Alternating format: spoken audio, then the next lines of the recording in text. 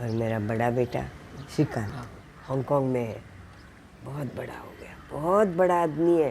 उसके 2 बेटे अभी 10वीं की परीक्षा खत्म करके आएंगे मिलने। मतलब अभी तक मिलने आए नहीं? अरे कैसे मिलेंगे, कैसे आएंगे, बच्चों का स्कूल चलता है ना। फोन दिया बात करने को, देख ये देख कैसा है। अच्छा,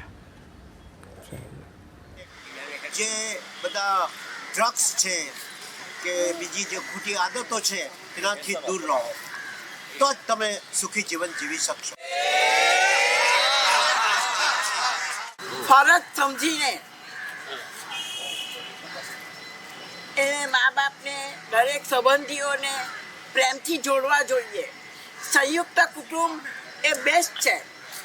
એ હમણાં ખબર નહીં પડશે તમને, પણ ખરેખર સંયુક્ત કુટુંબ અને પ્રેમથી બધા એકબીજા સાથે ભળીને રહે, પ્રેમથી રહે.